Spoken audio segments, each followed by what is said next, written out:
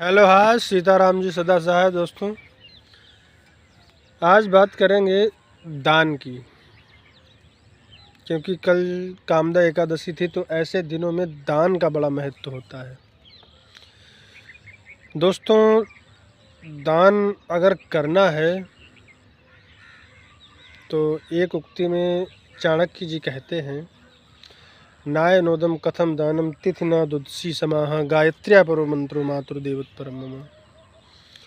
वो कहते हैं, अन्न और जल के समान कोई दान नहीं है, गायत्री मंत्र के समान कोई मंत्र नहीं है, और द्वादशी तिथि के समान कोई तिथि नहीं, और माँ के समान कोई देवता नहीं है।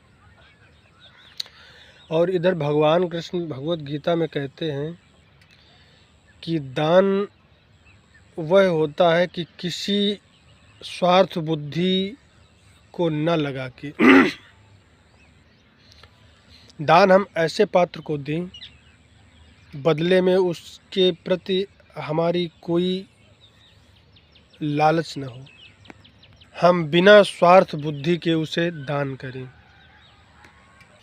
अगर किसी को औषधि की आवश्यकता है तो उसे औषधि का दान करें, किसी को जल की आवश्यकता है तो उसे जल का दान करें, किसी को भोजन की आवश्यकता है तो उसे भोजन का दान करें, किसी को वस्त्रों की आवश्यकता है तो उसे वस्त्रों का दान करें। दोस्तों, दान करने के बाद अगर उससे कुछ हमारा स्वार्थ सिद्ध होने का मतलब है, वो फिर दान सात्विक नहीं रहा, वो राजसिक हो गया। और दान अगर हमने दिया और उस दान के पीछे उसकी कोई हानि छुपी हुई है तुम्हारे दान में, वह दान तामसिक हो गया।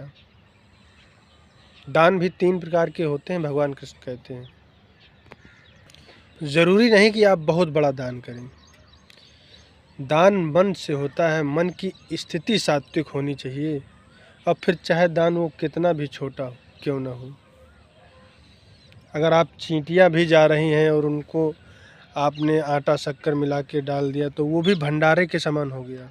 अगर आपका मन स्वच्छ है, शुद्ध है। तो दोस्तों, दान का महत्व तभी है जब दान लेने वाला दान के योग्य हो। ठीक है ना दोस्तों? नमस्कार।